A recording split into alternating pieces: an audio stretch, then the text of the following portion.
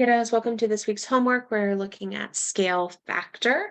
Scale or drawing to scale is talking about how we're changing an image based on a predetermined size. Sometimes we have both of our images. We have to decide what the size is. And sometimes we have one of our images and have to decide what the change is. So for these, we're trying to figure out our scale factors. So we're looking at our ratio of 8 to 80, and I'm trying to decide how I can simplify that down, what I would have to divide by or multiply to get from one to the other. And I have 2 to 20. So how I'm getting from 2 to 20 or 8 to 80 is multiplying by 10. So I could say that this is the same as 1 to 10. So if I simplified 8 to 80, dividing both by 8, I get 1/10. Or if I do 2 to 20, dividing both, I get 1/10. Over to here, my original is 30 to 50. My new is 6 to 10. So we have 6 to 30, or we have 10 to 50. If I divide these both out, I can divide 6 and 30 both by 5. I get 1 to 5. 6 divided by 6 one time. 30 divided by 6 is 5. 10 and 50 would also simplify down to 1/5. Over here, we have 3 to 24. Our scale factor for that is going to be 1 to 8. 1 to 8. So if I multiply 3 by 8, I get my 24. Over here, we're going from 22 down to 2, and we're going from 77 down to 7. If we simplify this, our scale is 11 to 1. 11 to 1. So 2 times 11 is 22. 7 times 11 is 77. Here we have 7 to 28. Actually, let me flip that. Sorry, our bigger value is on the right. 28 to 7. If we divide 28 by 7, our scale is 4 to 1. Over here, we're going from 6 to 54. If we multiply 6 by 9, we get 54. So our scale factor is 1 to 9. Any questions on this page? Bring them with you to class. All right, Sufei says, we are looking for our missing value. You saw in class that we could do this with a writing it as a fraction and cross simplifying. So we have 7 over 14, and we are comparing that to 9 over an unknown amount. So if I cross multiply, I have 7x is equal to 9 times 14. 9 times 14 is going to give me 126. If I divide both sides by 7, I end up with x is equal to 18. So this missing side is going to be 18. Over here, I have 5 to 10 and 45 to question mark, making sure that we're putting the same sides on the same portion. So we have this and this, which are on the bottom, making sure that they're both the same. We're going to go ahead and cross multiply. So when I multiply, I end up with, let me change my color back. 5x is equal to 450. I divide both of these by 5 and I get that x is equal to 90. Down here, I'm going to color code them again. So we have red and blue. We're going to make a blue into an X. So we're saying 9 over 3 equals X over 3. So we have 27 is equal to 3x. Again, doing our cross multiplication. Divide both sides by 3. We get x is equal to 9. I'm going to mark up our sides. So we're going to do yellow and yellow, red and red. Now, something you're going to notice with these is that they're both squares. So we can actually match them up either way. They're both going to be the same.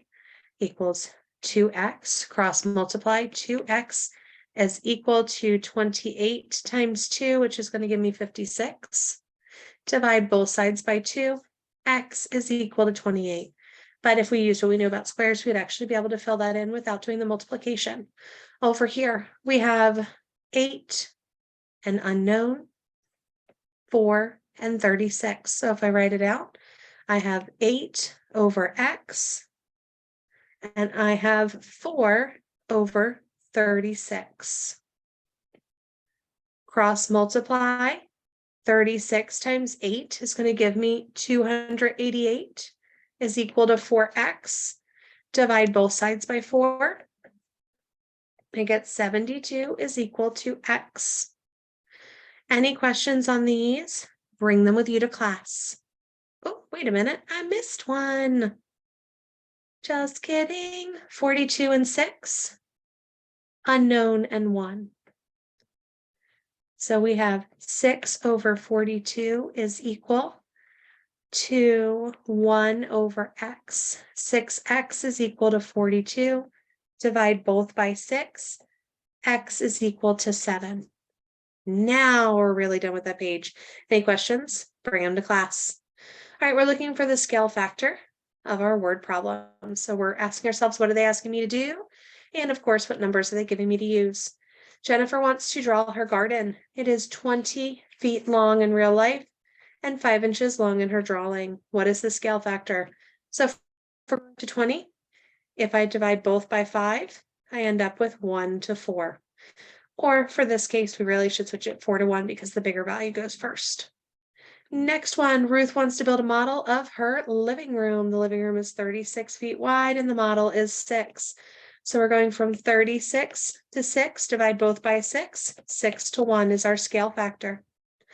Alice is drawing a dollhouse. The dollhouse is 15 inches tall and the drawing is 3 inches tall. So we're going from 15 to 3, divide both by 3. We get 5 to 1.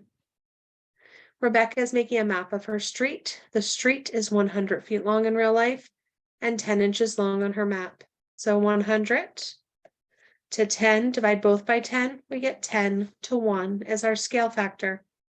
Andy is creating a model of his car. The actual car is 12 feet long and 3 inches is the model.